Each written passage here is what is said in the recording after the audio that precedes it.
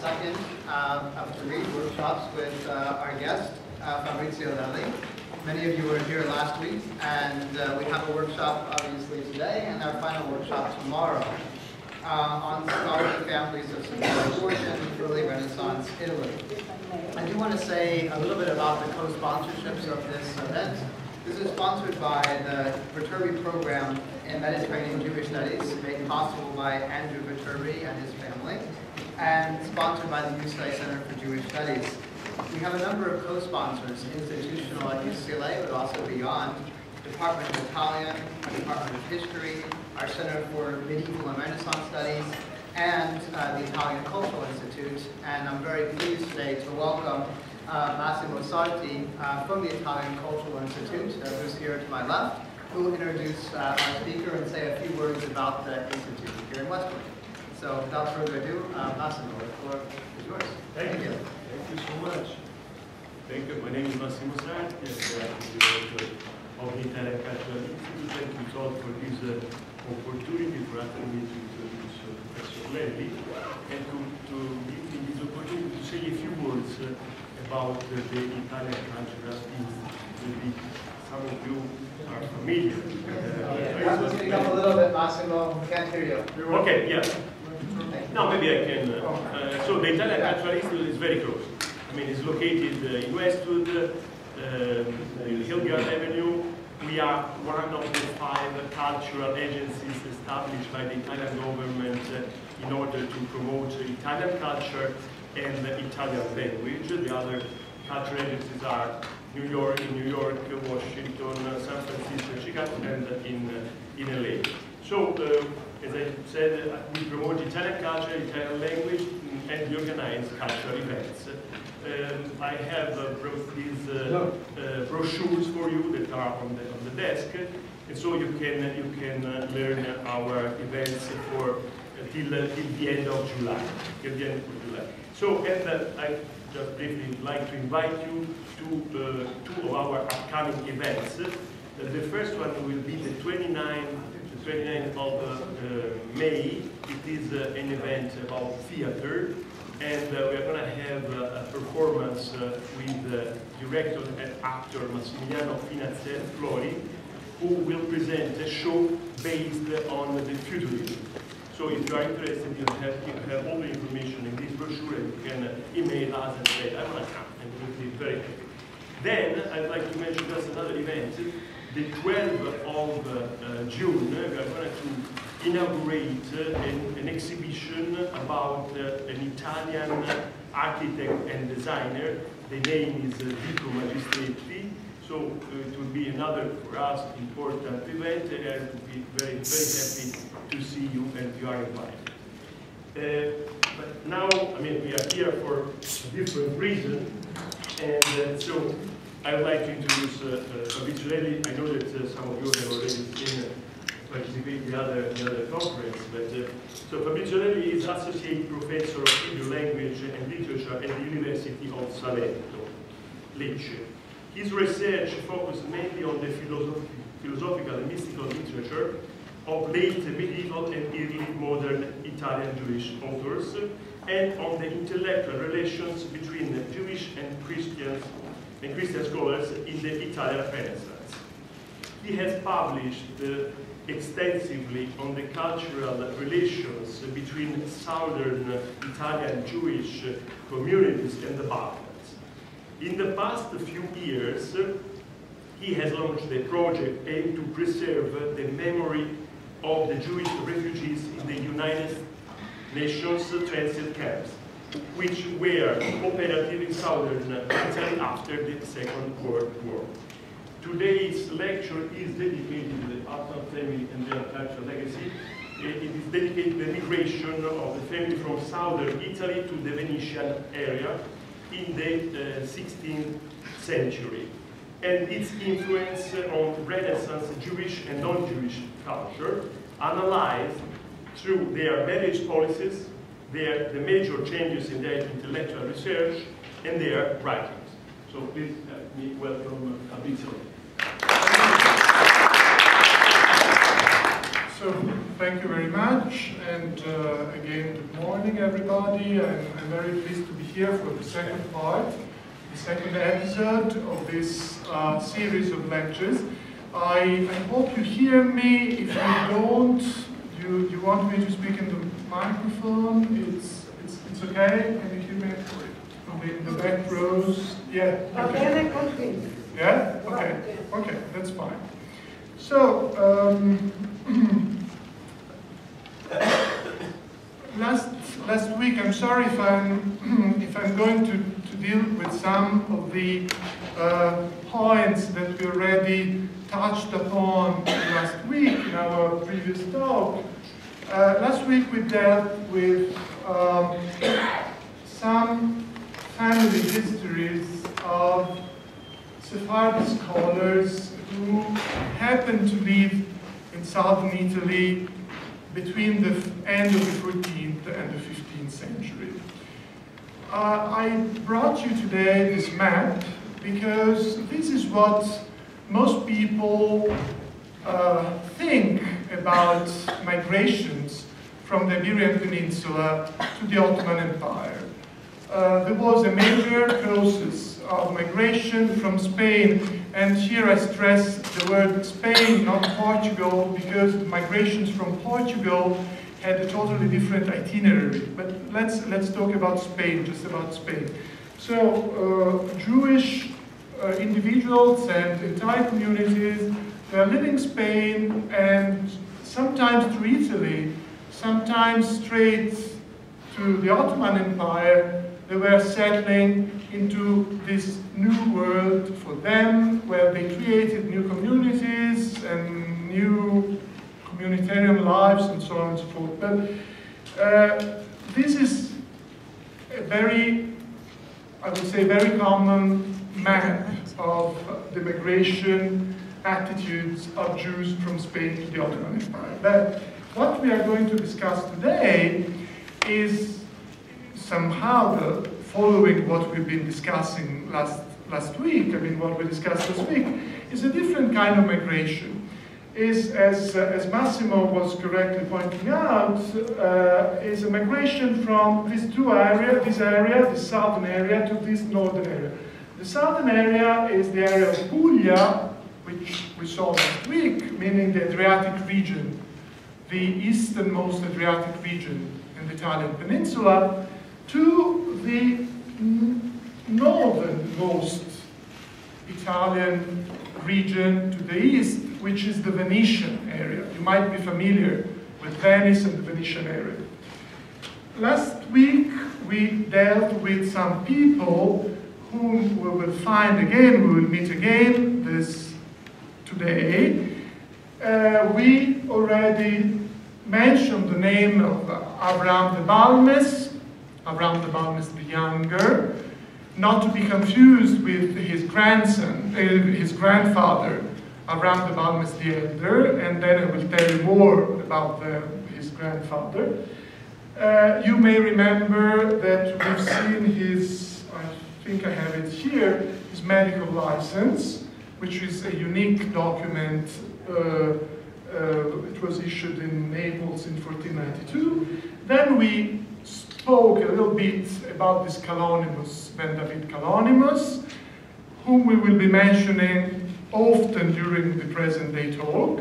He was a very famous philosopher and astronomer. And today we'll be adding a new name which will constitute the focus of the present day talk. This guy, whose name was Elijah Eliyahu Menachem Halfan. We will see that these three people were connected by family ties. And in my research activity, I managed to demonstrate how they were connected. And it's also interesting to see, and this is what I'd like to focus on today, what constituted their major intellectual activities, the focus of their major focus of their intellectual activities. So, as we said last week,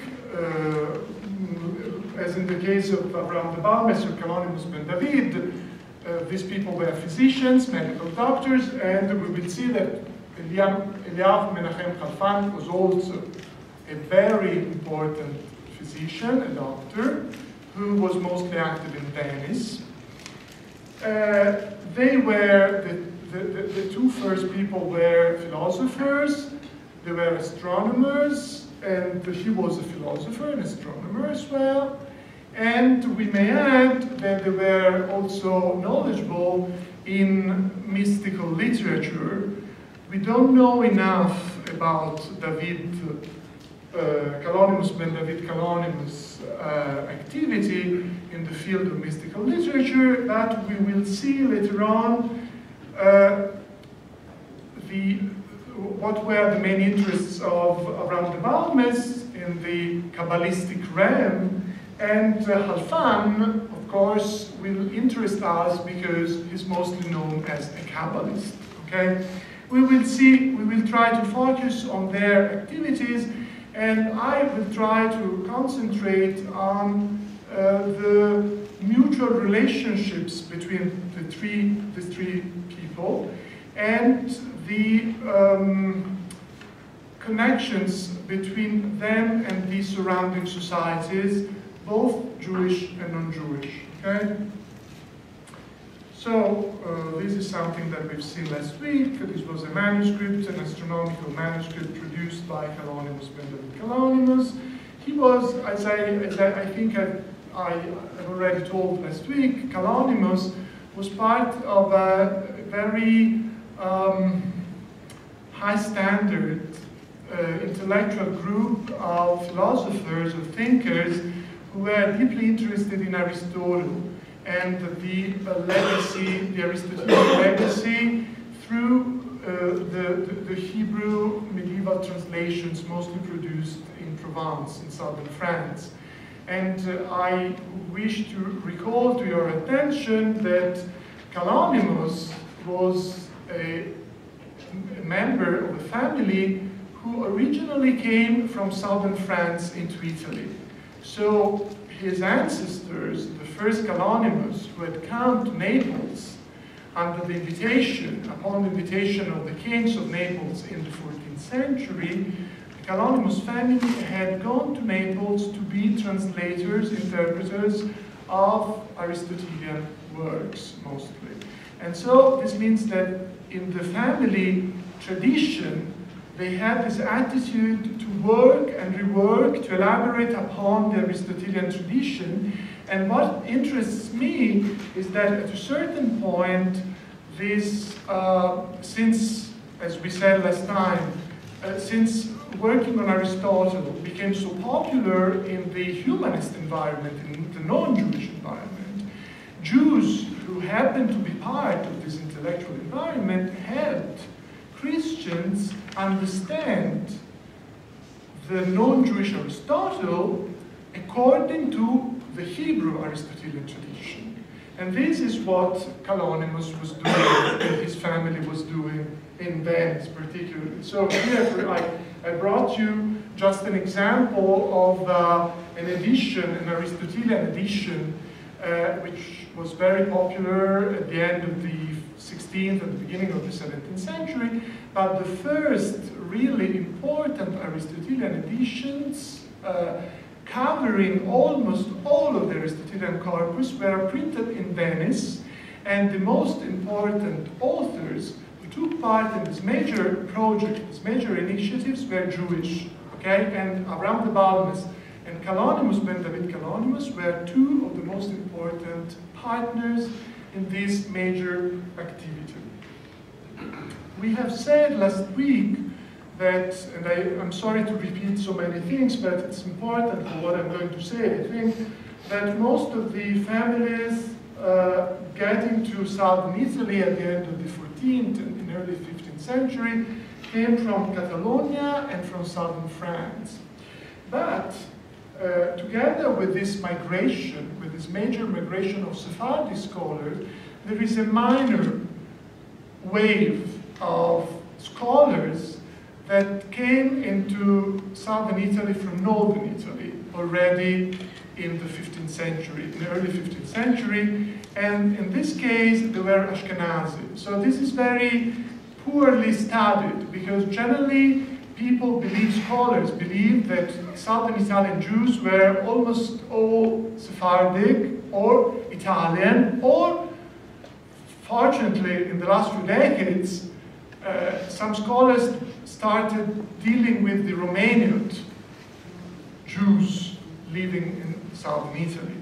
Of course, there were some Romanian Jews that crossed the Adriatic Sea and went to live in the Adriatic region of the southern Italy. But nobody, almost nobody, has been dealing with the Ashkenazi component of the southern Italian diaspora, which was very effective, particularly in Naples, because, as you may know, Naples, at the end of the 15th century, became one of the most thriving centers for Jewish print.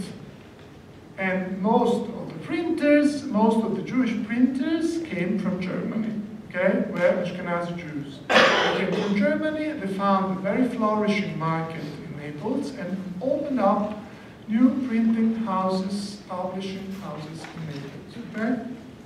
So please keep in mind these two major waves of migration.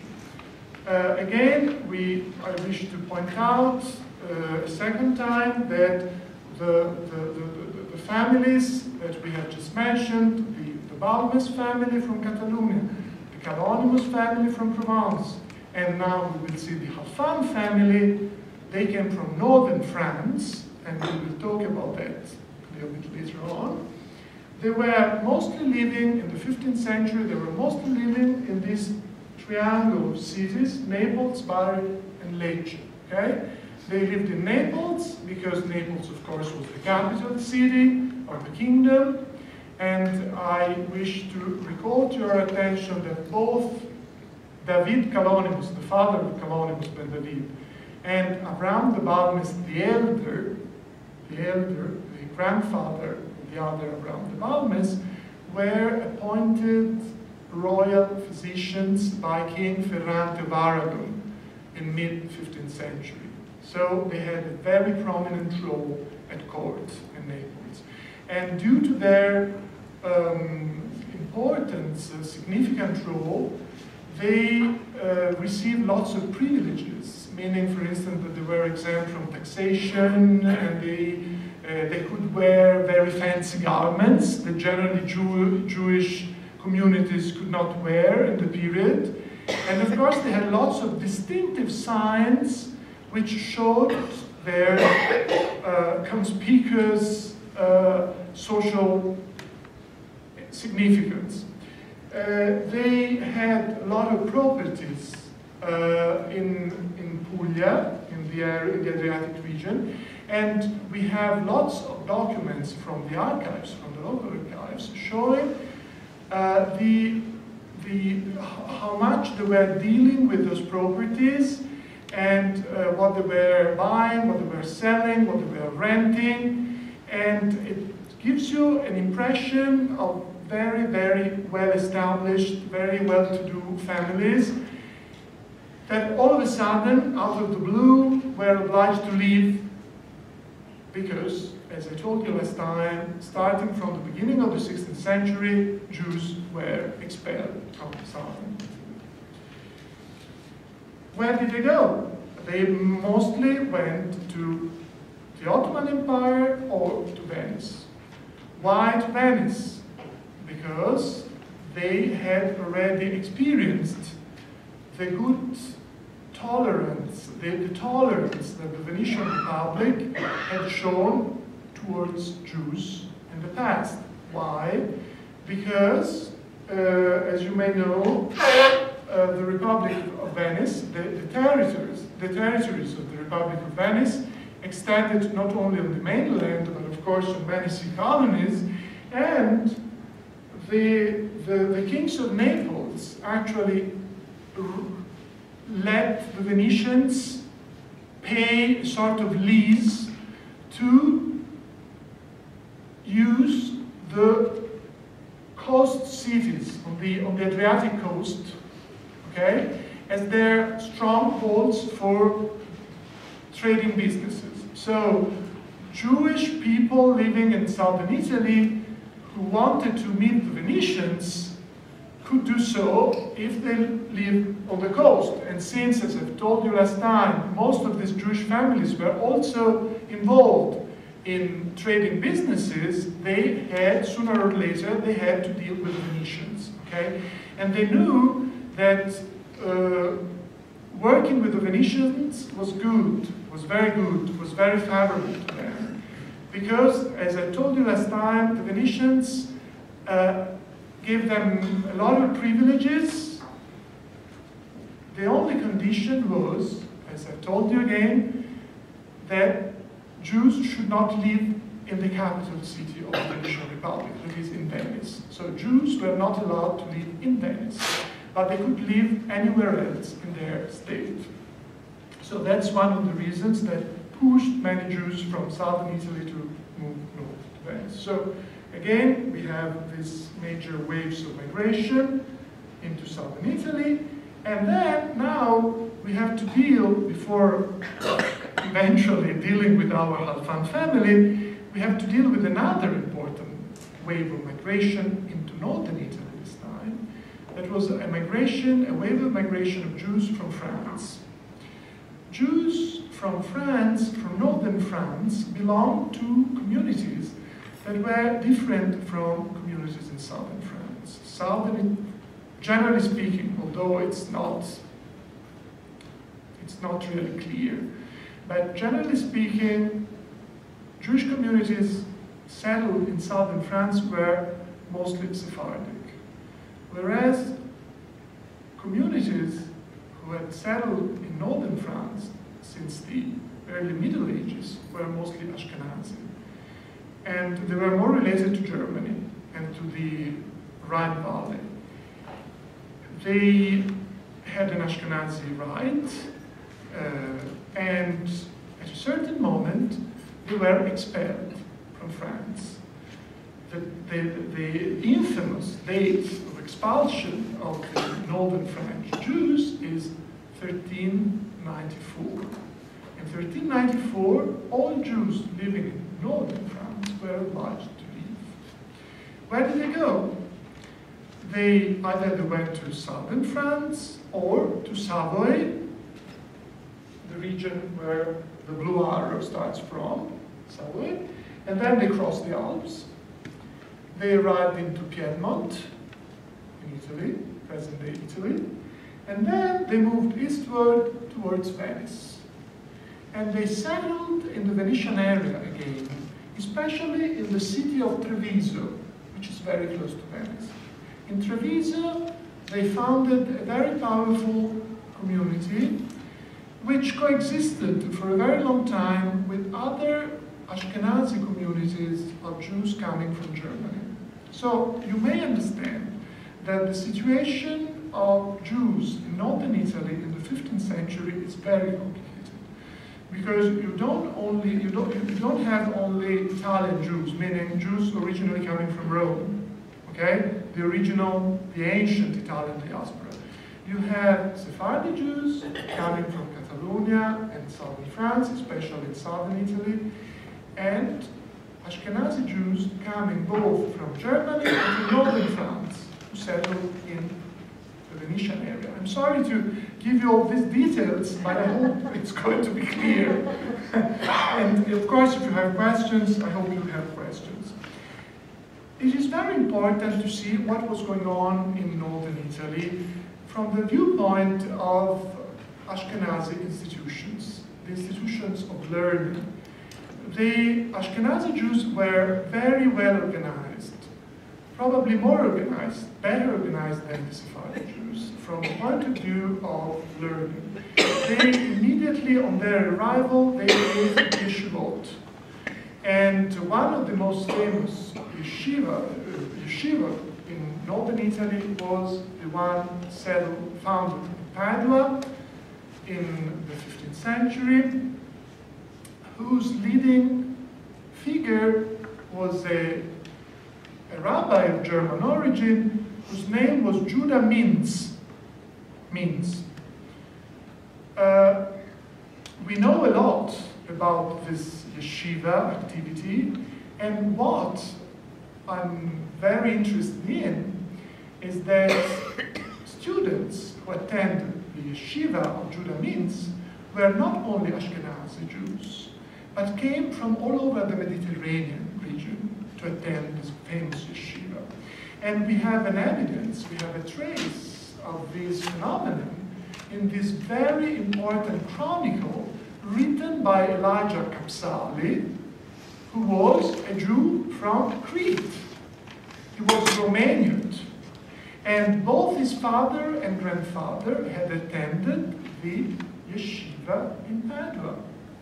So when Elijah Kapsali went to Padua at the beginning of the 16th century, Judah Mintz was very old, was already in his 80s, okay? He was still there, and his sons were helping him teach and do whatever they had to do to keep the institution go forward. This is a very interesting passage from Elijah Kapsali's chronicle, in which you have, in my opinion, probably one of the first pieces of evidence related to the presence of an Ashkenazi, of a French Ashkenazi Jewish rabbi who meets with Judah Mintz. You may read the text. This is very interesting for our purpose. Our honored master, Rabbi Chaim Karmi, was one of the prominent rabbis. He was French. So this is very important because Kapsali, the author, stresses that he came from France. I mean, his family was originally French. And was not attending the yeshiva, since he, of blessed memory, had a different way of studying. Meaning that for Elijah Kapsali, it was important to remark, to stress that a French Ashkenazi rabbi had a different interpretation of the law and the different interpretation of the oral law as well than the German Ashkenazi one. However, my master and father, may the Lord give him a long life, once prayed his Rabbi Judah Mintz to allow him to have a pilpul discussion with Rabbi Chaim. And so it was. He started a pilpul with him in the yeshiva, in the holy language, this is also important, in order for him to understand. However, when Karmi realized they could not come to an agreement in matters of halakha, he ceased to attend the yeshiva. I don't know if you understand the point. You know what pilpul is. Pilpul is a sort of juridical dialectic, let's say so, dialogue. Let's put it this way. I don't know how to put it. So it's a sort of juridical contest in which a rabbi deals with juridical material from a certain point of view, and his opponent has to respond. And of course, the way Ashkenazi rabbis were dealing with pilpul was very important in that period, and evidently the French Ashkenazi schools had a different way to deal with the same pilpul activities. This is very interesting because we see that in mid-15th century, French scholars were present, as we know, in Padua and Treviso and the Venetian area, but didn't fully agree with German Ashkenazi scholars, at least in the way of teaching Torah and establishing competitions, let's say so, juridical competitions in a yeshiva context. One of the major interferences of the 2 or 3 different diasporas in northern Italy was the flourishing of a wonderful production of Hebrew manuscripts. And here we have an example of a very beautiful Ashkenazi Siddur, which was originally written in Ulm, in southern Germany. Then it was brought to Treviso, and it was finished in Treviso.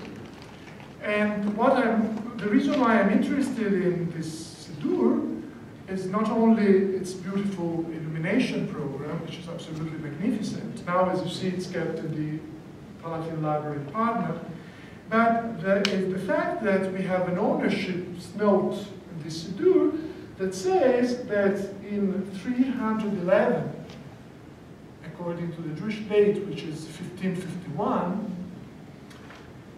this book was sold by the widow of our Elijah Halfan to this Judah ben Solomon the Blamis. So we know that at a certain point, this Siddur belonged to Halfan's family. And so we know that although the Halfan family originally was Sephardic, and then they had moved north to France, and then from France they had come to Italy. At a certain point, we don't know whether still when they were in France or when they arrived into Italy, they became integrated in the local Ashkenazi society, and they started praying according to Ashkenazi rite, and this is why they had this marvelous Siddur in their collection. But another very interesting thing is that this Judah ben Solomon the Blamis, whom we know a lot about, was a Sephardic scholar, a very important Sephardic scholar who attended Kabbalistic classes, 2 Kabbalistic classes from Elijah Halfan. So it's an interesting thing. So again, we have these 3 people, and now we see how these people were related. And this is very important for my research. You have the Balmis family on the left side, and you see that the first person mentioned here is the grandfather, Abraham ben Moshe the Balmis, the physician, this very important physician who had been appointed royal physician to the court of the kings of Naples. He had at least 2 sons. One was Meir, who was the father of our Abraham ben Meir the Balmis, the one who later on went to Venice. And then he had another son whose name was Moshe, and this son married a daughter of another very important physician, this Jacob Infante, who came from Catalonia to southern Italy as well, and became a very prominent physician. And so there was a connection between the Belinfante and the Balmis family, but then this Belinfante had a son whose name was Joseph, who got married with Regina, the daughter of David Canonius. And Regina was the sister of our Canonimus. Okay, so you see that the family groups were pretty much connected by family ties, because I think it's obvious they were coming from the same places mostly, and they were keeping intermarrying within the same groups of origin. So Jews coming from southern France kept intermarrying with other Jews coming from southern France for some generations. Jews coming from Catalonia, like the Balmis, the Belinfante, kept marrying with Jews coming from Catalonia. Or later on, in later generations, with Jews coming from southern France. But something happens at a certain moment, and this probably is due to the Venetian influence, the influence of the Venetian territories, because the daughter, or one daughter, I don't know, we don't know how many daughters he had, but one daughter of our Kalonimus, Ben David Kalonimus, married our Elijah Menachem Halfan, who came from France, whose family came from France, was from France. So we have here probably the first trace evidence of a marriage outside of the group of origin, meaning they were coming from France, but the Halfan family, seemingly since they arrived into Italy, were praying according to an Ashkenazi rite, whereas the Kalonimus kept being Sephardi. Okay, so generally, scholars hold that there were no intermarriages between Sephardi and Ashkenazi social components in Italy until the late 16th century, whereas already at the end of the 15th century, we have evidence of such marriages. Okay? So this is very, in my opinion, this is very interesting. And it is interesting also because in this way, Halfan, who was the son of Abba Marie Halfan, who was a very talented physician and a very talented astronomer, who had a very rich library, and he was also interested in Kabbalah, as we see from this document, which I found in the Russian National Library of Moscow. This document, which was copied by Elijah Menahem Halfan, was a Kabbalistic letter sent by this Peretz Foa, another French Jew, to his brother-in-law, who was Abba Marie Halfan, Elijah Menahem Halfan's father. So Peretz Foa was the uncle of our Elijah Menahem Halfan, and he was dealing with Kabbalistic issues like many other Jews in the same period, particularly those who happened to live in southern Italy. We know that Peretz Foa, as well as Abba Marie Halfan, lived in southern Italy at the end of the 15th century. And it is probably there that they met the Kalonimos family, and it is probably there that the two families started their connection, their some business together, we don't know. And then Elijah Menahem Halfan got married to the daughter of Kalonimos ben David. So we know from Elijah Menahem Halfan's library, which I tried to reconstruct on the basis of catalogs. It is really possible to see what books belong, what manuscripts belong to certain people, and it was a really interesting adventure, that of finding out this rich collection. And there was a very significant help provided by Halfan himself, because he wrote down an inventory of his library, a list of the books he owned, at the beginning of this manuscript, which is now kept in Vienna, which had been donated to him by his father-in-law, Kalonimos ben David. And as you see from this ownership's note, this note, we have evidence that I, Kalonimos ben David, the son of David, peace be upon him, of the house of the Kalonimos, hereby declare that I give this book as a gift to our honored master, the Rabbi Elijah Halfan, my son-in-law. May his rock give him a long life and protect him out of my own will. As a proof, I have written and signed my name here in Venice in the month of November 5286, which is 1526. And this is very important because we know that in 1526, Kalonimos had been already active for many years in the publishing activities of a very famous printer. We will deal with him more in detail tomorrow.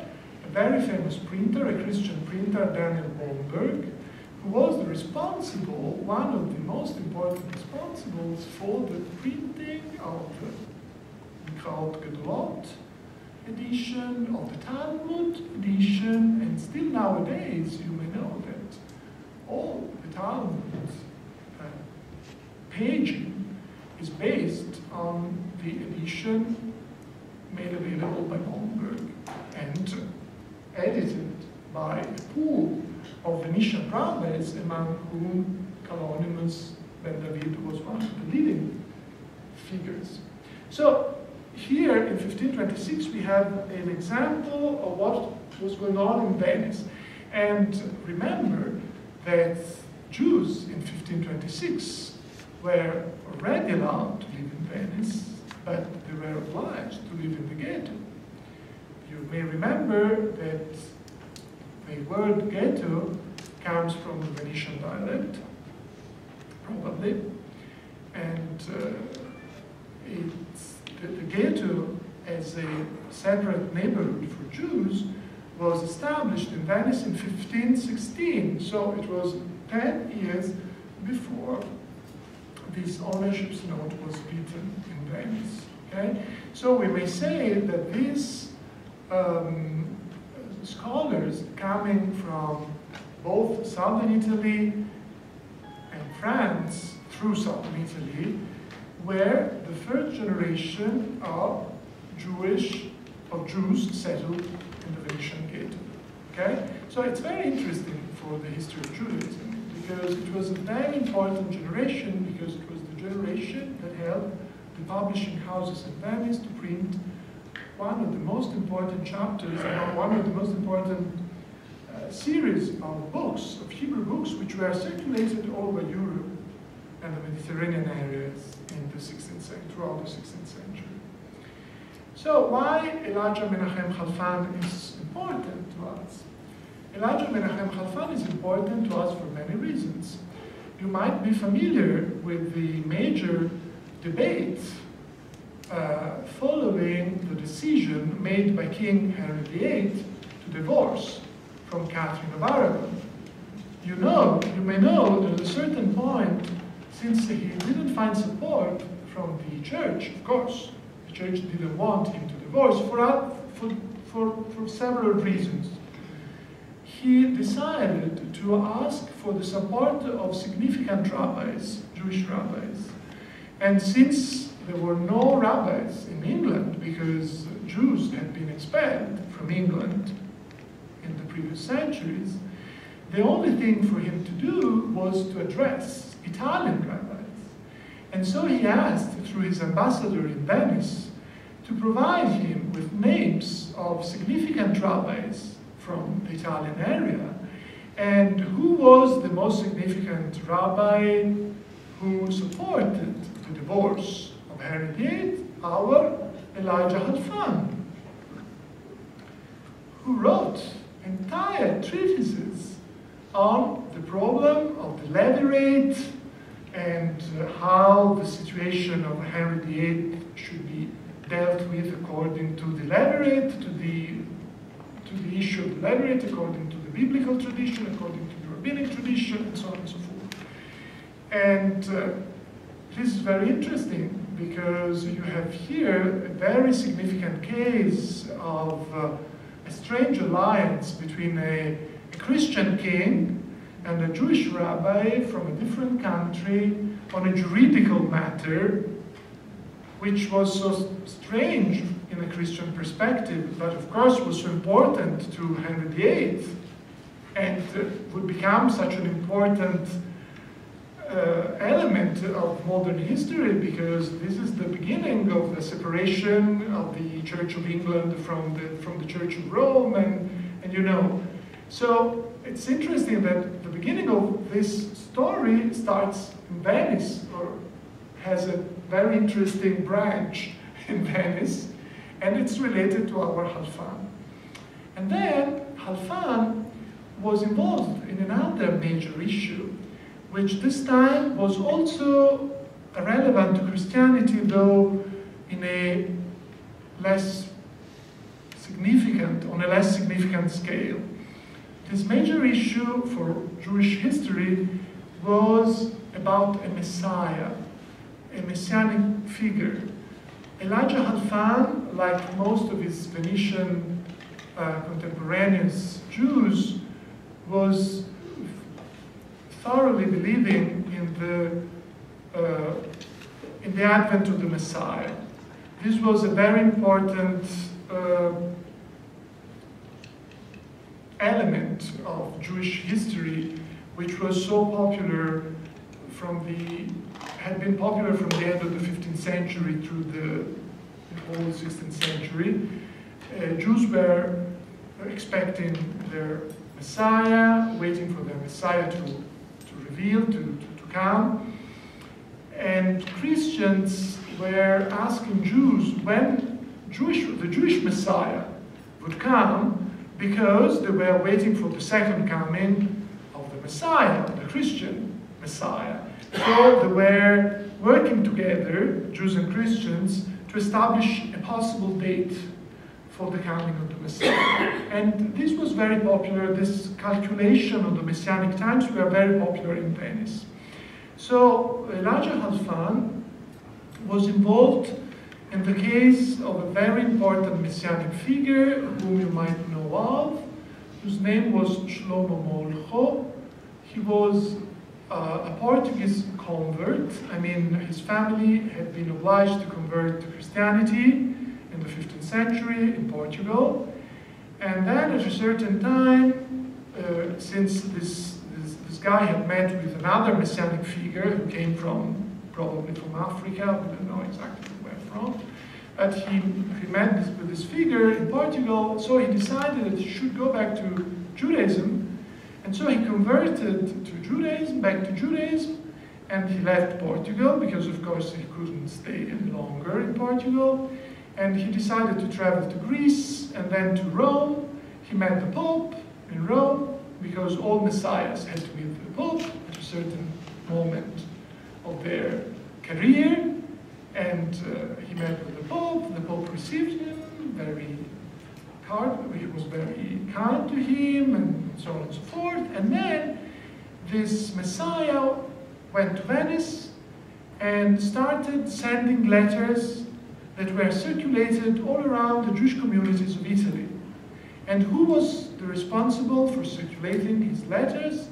Elijah Halfan. Elijah Halfan was writing his letters in Hebrew and was circulating those letters all around in order to let the other communities know that the redemption was soon to come and that Shlomo Molcho was the real Messiah. But what happened? That this Shlomo Molcho, at a certain moment, decided that meeting with the Pope was not enough. He had to meet with the Emperor, Charles V. So he went to meet the Emperor in Germany, and the Emperor had him sent to prison, and where he was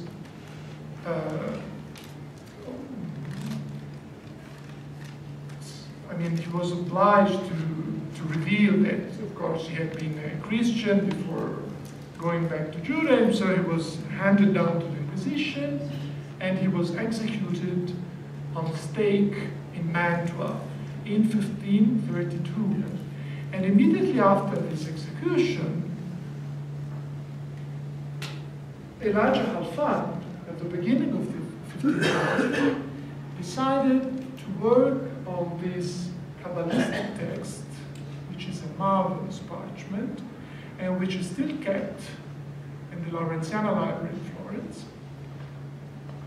And the beauty of this document is that it's not only a description of the Kabbalistic world with the Sephirotic circles and all the names of the attributes of God and so on and so forth, but it's also a very beautifully illuminated document. You may see the beautiful drawings that decorate this parchment, and this is very interesting from my perspective, because I will show you some details of the document in some minutes, because the text of the document relies on the Ashkenazi Kabbalistic tradition, but the illuminations are totally dependent on, here is a detail of the illuminations of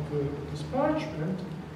You see, they are generally drawings referring to the Klei HaMikdash, the vessels of the Temple of Jerusalem. Okay? You see the menorah, you see the cherubim, you see everything which is related to the description of the Temple of Jerusalem is there. And if we compare these drawings with the Sephardic Bibles from the previous period, this is a marvelous Southern French Bible from the end of the 14th century, you see that the decoration is very similar, and this means that in his generation, Halfan had managed to integrate the Sephardic side of his family with the Ashkenazi side of his family, which was one of the major, here you can see the comparative attempt to compare this Sephardic manuscript with Halfan's parchment. And this is very interesting because you have an understanding of how important Halfan was as a connecting link between these two different traditions in Venice, and this we will probably leave for tomorrow. Another major interest in Halfan, Halfan's life and Halfan's biography, is represented by his friendship, let's say so, with one of the major Italian scholars and authors of the 16th century, Pietro Aretino, who was, as you may know, one of the most important intellectuals of Italian literature, and he had a very strange attitude towards the church, and for a very long time he lived in Venice, where he died, and while in Venice he befriended Halfan, who became his primary care physician, and we have a beautiful letter, we'll deal with that letter tomorrow. We have a beautiful letter written in a wonderful Italian language by Pietro Aretino, addressed to Elijah Halfan, in which Aretino thanks him for his services as a medical doctor, and besides, thanks him for revealing him Kabbalistic secrets. But we will deal with that tomorrow.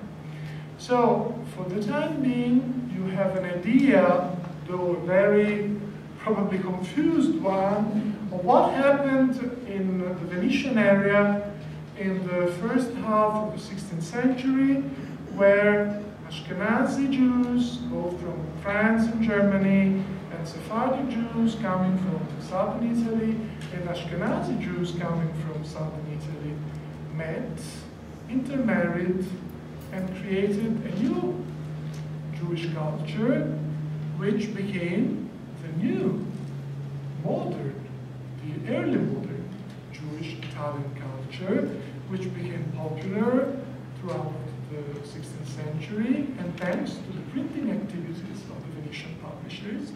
And from Venice, this culture was disseminated, circulated all over Europe, and got to Eastern Europe, and became very popular in Poland, and became very popular in many other places. And hadn't it been for this incredible activity of the scholars coming from so many different origins, we wouldn't have the later stages of the Kabbalistic understanding of the Polish and Lithuanian, eventually communities, and so on and so forth. And this is what I wanted to tell you today. Thank you. Thank you for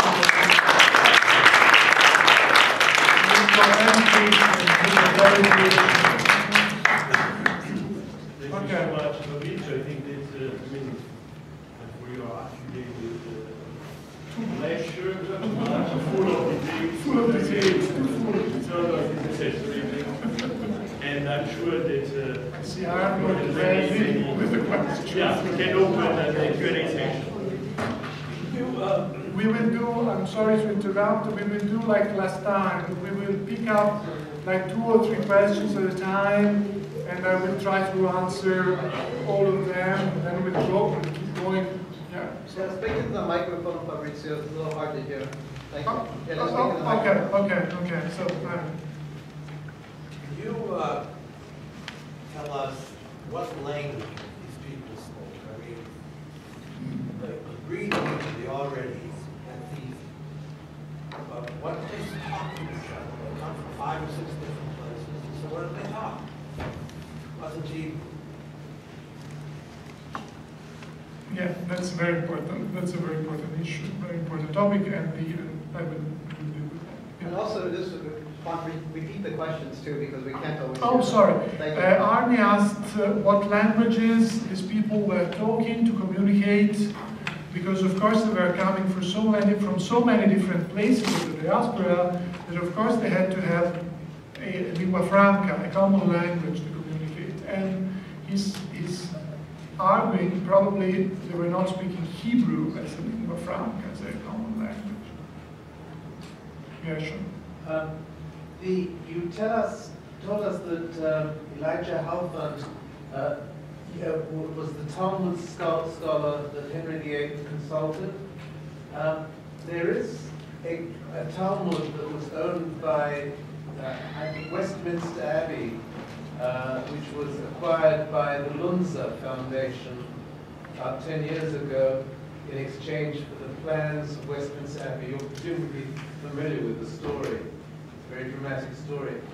What was the usefulness of the Talmud to Henry VIII if he didn't have people in England to help him to study? Yes? Any more questions? Any questions? You mentioned the Belinfante family. Was this the same family that later became Fairchild? I guess so, yeah. Yeah. So, what languages did they speak? You know that this is one of the most interesting and thrilling subjects, that of the languages spoken by Jews in the diaspora. And one of the points I made last time was that the reason why Jews were so important as cultural mediators was that they could speak many languages at the same time. So they could read, some of them could read Arabic, not all of them of course, but they could understand. Of course they could read and sometimes speak Hebrew, and of course they could speak the languages of the places where they were staying, where they settled. So in the case of the northern Italian Jews, the text which I showed you from Capsali's Chronicle is very interesting because it shows that there was no common language between the French and the German speaking, and the German Ashkenazi Jews, meaning that, and this is a very interesting piece of evidence, meaning that they were probably using Yiddish in the yeshiva, which would be one of the first pieces of evidence that Yiddish was spoken, not only used as a literary language, because you may know, you may be familiar with this printing activity in Venice. They were printing a lot of Yiddish texts, which were circulated all over Europe. And some scholars say, well, they were printing those texts just for exporting, just to export them, because nobody in Italy was in a position to read them. This is not true, because we have evidence that people were speaking Hebrew, and there are some scholars, present-day scholars, especially in Germany, who are dealing with this context between southern Germany and northern Italy, where you see that studying the Minhagim, studying the prayer books, you have variants in the Yiddish marginalia according to the origins of the manuscripts. So meaning that when they moved from southern Germany to northern Italy, for instance, they were acquiring a different pronunciation of Yiddish too, which was probably influenced by the local languages, who knows? And of course, and besides that, they were speaking Italian vernaculars. And this allowed them to interact with the non-Jewish population, of course, because most of these people were physicians, as I've told you last time, and they were able, they had the possibility to treat non-Jewish patients. And the only way they could communicate with those people was in the local language. And of course they were speaking the local language. And this is very fascinating to me, particularly when you study the glossaries, the dictionaries. you have plenty of dictionaries which were used by Italian Jews officially to translate the Hebrew Bible. I mean, to have a better understanding of some words in the Hebrew Bible. And you see what were the languages in which those Hebrew words were translated into. So, for instance, you have the Hebrew word, and then you have French, for instance, in Hebrew characters. And then you have another column, and you have Italian. And then you have Spanish, for instance. I mean, the different varieties of French, Italian, and Spanish spoken by the Jews in that period. Which is very interesting because those texts were originally handwritten, and then they started being printed after the invention of print. And according to the new varieties, the new waves of immigrants, they were changing the columns and they were adding new columns. And of course, instead of the French, they were using, I don't know, the German, or they were using other languages which were more popular in the communities at a different time. So this is also a very, very, very interesting subject to deal with. And of course, somebody asked me before the beginning of the lecture, if Jews in Italy used specific forms of Italian language. Yes, in the Middle Ages they had different varieties of Judeo-Italian, which differed according to the different regions. So you had a variety which was popular in southern Italy, a variety which was more popular in central Italy, and some different varieties in northern Italy. And those varieties of Judeo-Italian, which were originally written in Hebrew characters, became, from the 16th century on, the modern Judeo-Italian spoken languages, which were not written, so they were not using the Hebrew characters, because they were just oral communication means. But when they eventually had to write them, like in the 19th century or the early 20th century, they were using the Latin alphabet to write them.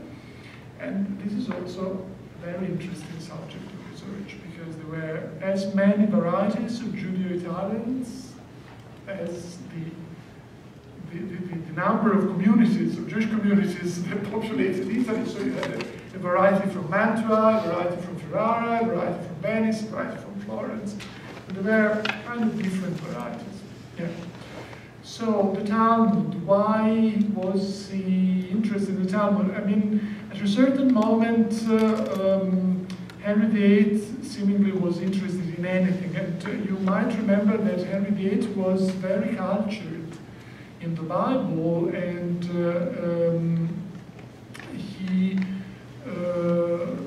he had requested the service of very talented professors, tutors, to teach Mary, the daughter he had from Catherine of Aragon, who was very proficient in Oriental languages, seemingly. We still have a handbook, like a tutorial, written by the teacher of Mary, in which he explained to her how to read Hebrew and how to use Hebrew, which of course was sort of a very popular subject in the education of the period. This is very interesting. So my guess is that, of course, he was interested in that because he had this very important culture, and then because, in my opinion, he knew that there was a major controversy about the Talmud within the church. You might be familiar with it. You know that the orders, the Dominican order and the Franciscan order disagreed on the importance of the Talmud. For the Franciscans, generally the Talmud was a very important text which had been revealed in Sinai, according to Jewish tradition, and was a useful tool for a better understanding of Christianity. Of course, it had to be interpreted according to the Christian interpretation, but it was useful. Whereas the Dominicans, generally speaking, were against the use of the Talmud.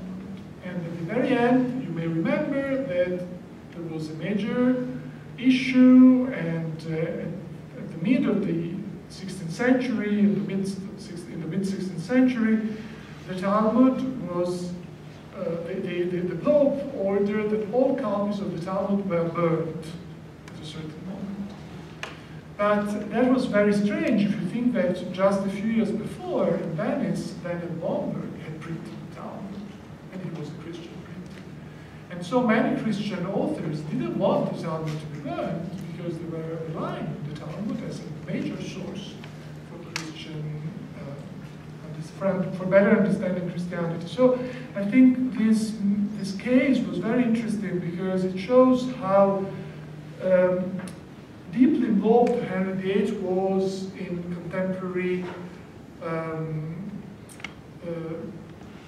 theological debates within the church. And this is very, very interesting. And to come to the last point, it's very easy, but Infante is a word, as a name which is translated into any language. The original, there are many different renderings of the name. You find it in Spain and in Catalonia particularly as Bonfils or Bonfil, and it is rendered in Hebrew as Tov Elem, good boy, literally, good young man, you know. And then you have El Infante and Fairchild and whatever. Yeah, it's the same name. It's the same name, which doesn't mean that of course they belong to the same family, but it's the same name. Yeah. So many of the people you're talking about were physicians. Was there circulating in that early time any of the later superstitions about Jews and Christian blood? And since one of the main things that physicians could do was bloodletting, did that create any dissonance? More questions? I wonder, Dottore, if you could comment a little bit on the Venetian printers, because I'm not up to date with all these things, but I thought at one point, for Torah at any rate, it had to be written by scribes. So did this get printed? It was all right to send this in type? I know very little about this. Perhaps you could comment. How difficult was it for people to become scholars and doctors and people of that stature in Italy at that time? Yeah, that's last week. Yeah, we dealt with that last week, but I will give you some information about that. One more, and yeah. Regarding Kabbalistic scholarship, there were so many different centers of Kabbalistic scholarship in Catalonia, in southern France, in Lithuania, Eastern Europe, and of course in Sephardi. Was there communication amongst scholars, and was there any difference from one of the others? Was there a hierarchy, or were they all operating independently? Okay, so yes, there was this major debate on blood and Jewish people associated to the blood libels, the so-called blood libels. That was a charge against Jews that was mostly, if I may say so, mostly popular in Northern Europe rather than Italy particularly. But Italians were familiar with it, okay? But this is a major, this is a very complicated subject. Of course, I would say that yes, generally Jewish physicians had to cope with this charge. Yes, they knew about it, and they knew that Christians were kind of worrying about this charge. But on the other hand, you may know that, as we showed last week as well, and we've been talking about the same issue this time too, that most of the Italian princes and kings and the Pope himself always had a Jewish physician, because the idea was that a Christian physician might have reasons to harm the prince or the king or the Pope himself, because he could be paid by some rivals, by some other families. But the Jewish physician couldn't have any reason why to harm such an important person, because it was on the favor bestowed on Jews by these people that the Jewish communities relied. Because, of course, for instance, you may know that both in the state of the church and in the kingdom of Naples, the Jews depended on specific agreements between the ruler, the Pope, the king, and the Jewish communities. So, for instance, in southern Italy, Jews were called the servants of the king, meaning that the only authority that they recognized was that of the king. And this was a very good thing, because in this way they could skip the authority of the church. And if something happened, they could address the king. So they had no reason why to harm the king or the Pope. And so this is another very strange, I would say paradoxical thing, that all over Europe, Catholic Europe, Jews were expelled throughout the 15th and 16th century, but in the state of the church, although the conditions were not very good, they were tolerated.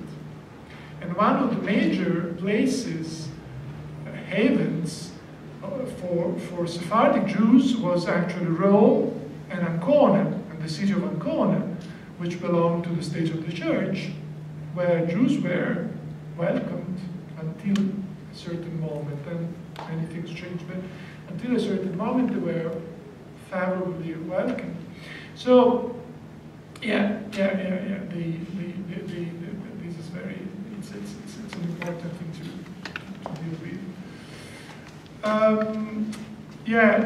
Printing, and that's an important issue, because at the beginning, of course, in the 15th century, there was a major debate within Jewish communities whether you should be entitled to write a Torah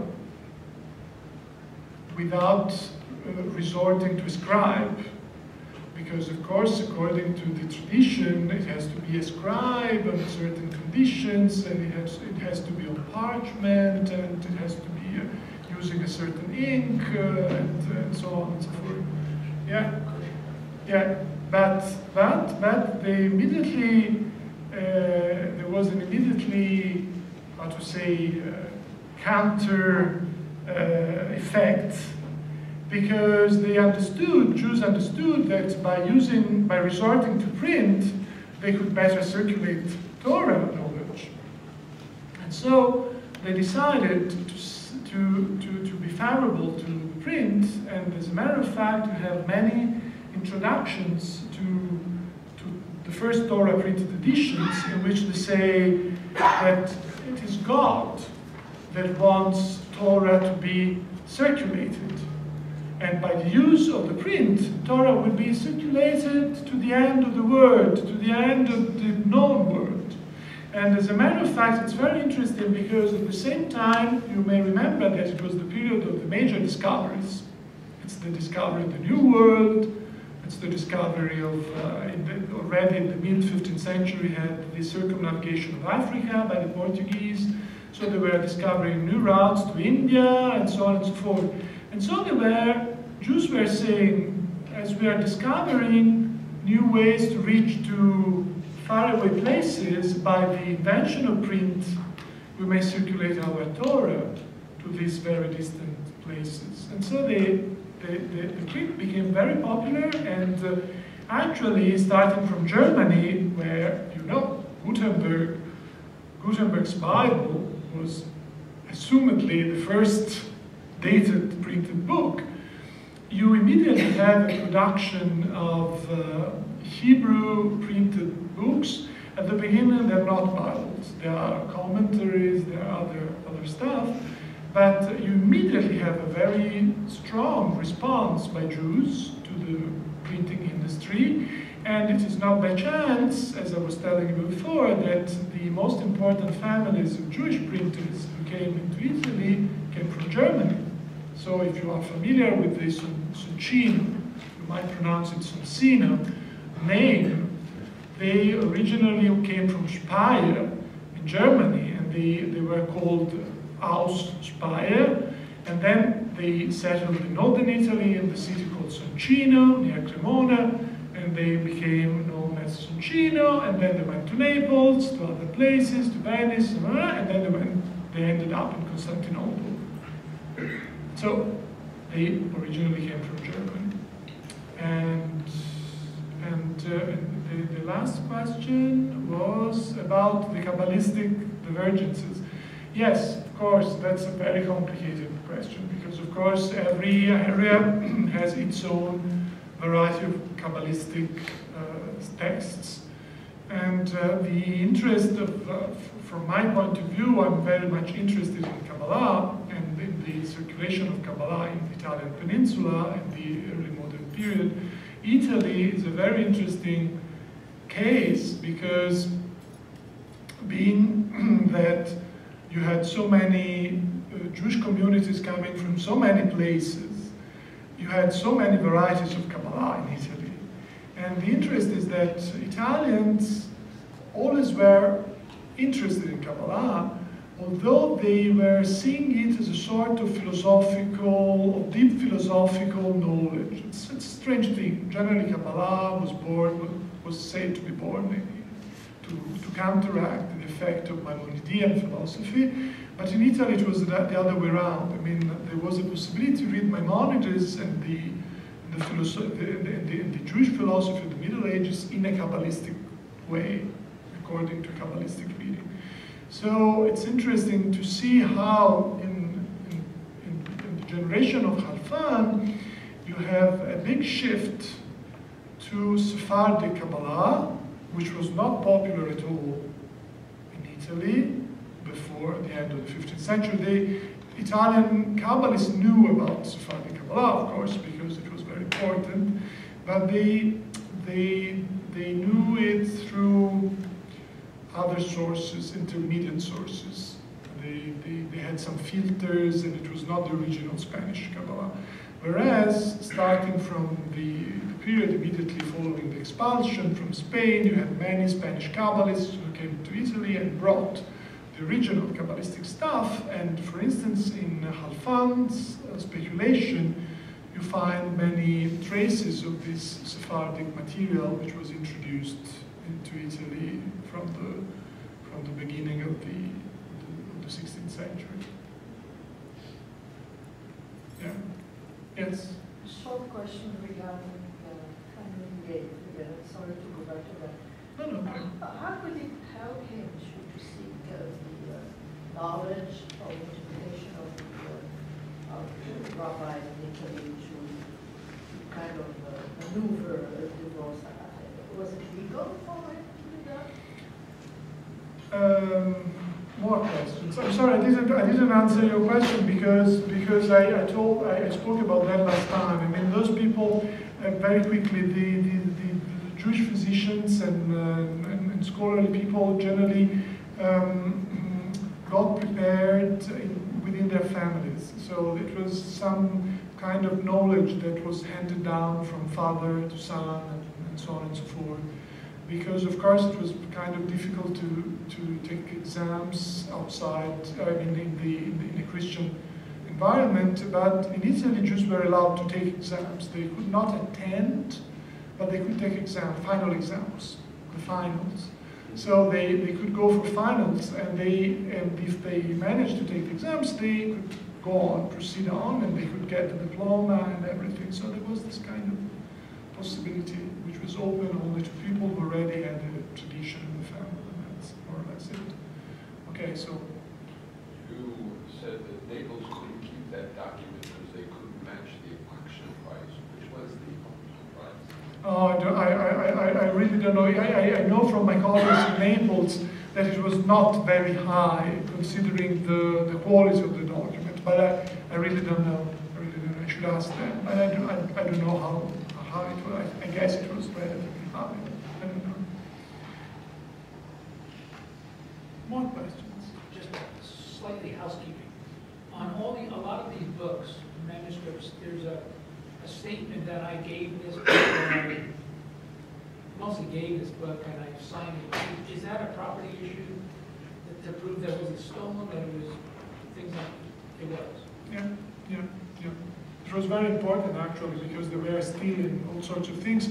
And generally, I'm sorry to answer your question before because it's very quick. You may imagine how difficult it was to get some texts available. And the only way was to copy them. So what the Jews were doing, they were requesting copies from very distant places. They were exchanging letters, and they, for instance, they knew that a certain family had a part of a treatise that they were missing. So they were sending a letter and said, could you possibly send me this text? But of course, it was kind of difficult because if the text was sent, and maybe it would be never returned, or sometimes there were so major problems, major issues like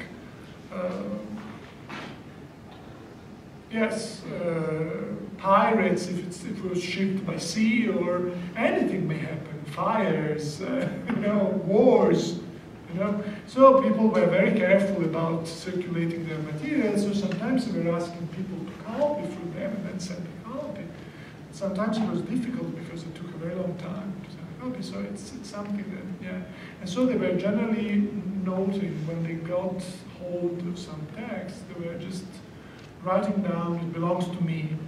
And when they were selling the text, it's very interesting for us because it generally says, I saw this book at this price, so we know how much the book costed and the value of such an object. Yes.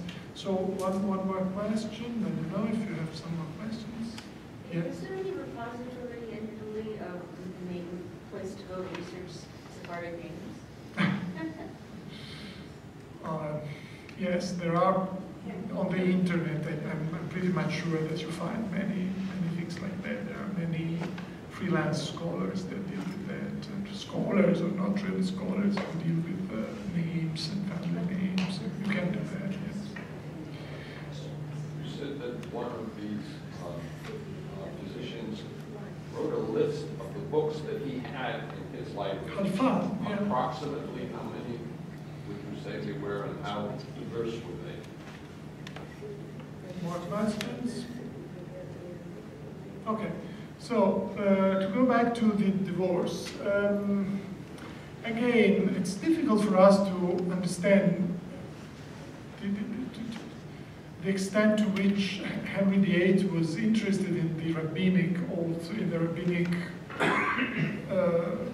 scholarship. But he was, because he was very cultured, he was very knowledgeable. And he understood, for some reason, it's very difficult. There are some contemporary historians who've been dealing with this very in detail, really, and they did a wonderful job. I may refer you to those if you're interested. But the question was, and of course, in order to deal with the question, you have to be very knowledgeable in the Bible and in the rabbinic tradition. The question was, as you might know, that the problem was whether, you know the story. Catherine of Aragon had been previously married to the elder brother of Henry VIII, who had died. And then she was allowed to remarry to Henry VIII. So now Henry VIII wanted to demonstrate that the levirate rule had not been followed consistently, and so there was a major debate because you have two different interpretations of the Levirate according to two different passages in the Bible where the Levirate rules are mentioned. And so those who were against the divorce were following a passage in the Bible, and the other ones were following the other passage in the Bible. And the only way to go through this problem, to solve the riddle, to solve the question, was through the rabbinic tradition, because it was not the Bible. The Bible couldn't provide any solution because you have two seemingly conflicting pieces of evidence. So it's the rabbinic tradition that tries to solve the problem. And this is the reason why. So it's very interesting. It's very interesting because he was trying to get any support, of course. But there were also, you know, that there were also rabbinic authorities who were against heredity in Italy because they were working for the Pope. And in the case of Halfan, there was a very interesting case that proves how human things are pretty much the same throughout centuries. Both guys were from Venice, and they hated each other. They really profoundly hated each other. And so when Halfan said something, the other guy said the opposite. And the other guy was also a very talented physician. His name was Jacob Mantino.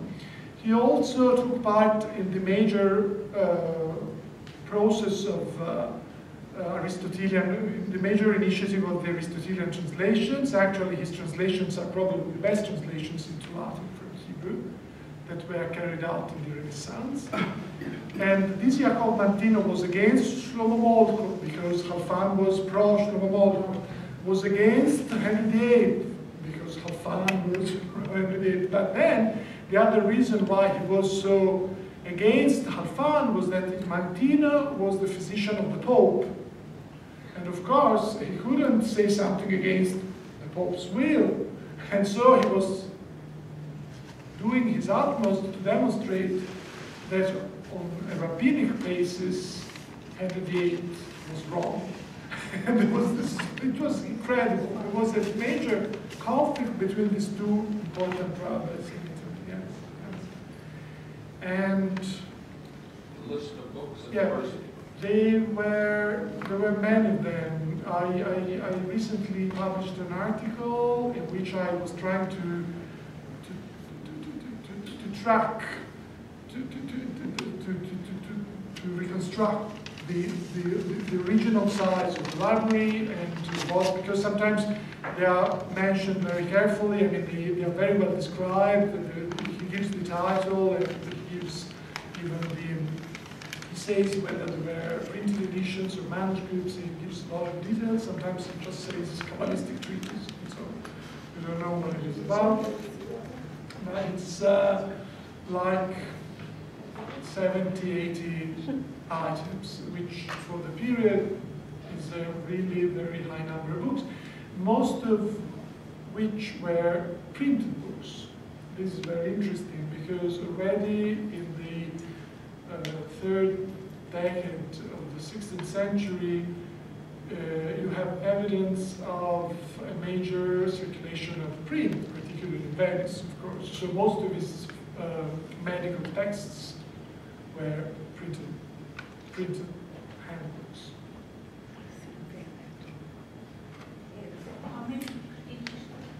Like 70, 80, something like that.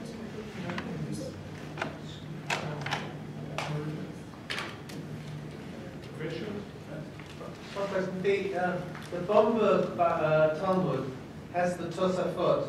I presume that that's because Bomberg came from Germany, because or did the Italian Jews use the Tosafot?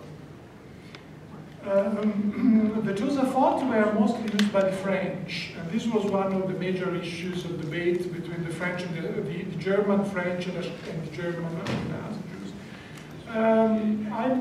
Bomberg came from Antwerp, and he was, I don't think he was that, I don't think there was any reason why. I mean, the reason to look for the choice of publishing the Tunafot should be sought in the Venetian environment rather than in the origin of Bomberg, because Bomberg was mostly relying on the authority of the Venetian Jews for what it was preaching. So they used Tosafot. I guess so. I think so. Yeah.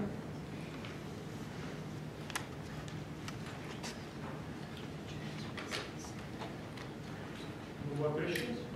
Yeah. When the Jews migrated from the Iberian Peninsula and came to different places in Italy, were they welcomed by the existing Jewish communities? That's a wonderful question. They were not, generally, because there had been a very long-lasting process of adaptation of the Jewish communities. Let's call them communities, though this term is very strange, because it's a very, what I would like to call an anachronistic word. I mean, we now refer to the idea of community, thinking of present-day Jewish communities, but in those days, communities were not the same, particularly in Italy. So sometimes communities were just made up of some people who were praying together and shared a ritual butcher or some school services or something that, and they were very ready to go, to move, they were ready to move to other places as soon as the situation was changing. So that was the real problem. There were very small communities, let's call them communities, groups of Jews in Italy, and those Jews had been used for centuries to deal with local authorities, as I was telling you before. So they were very careful of what was going on.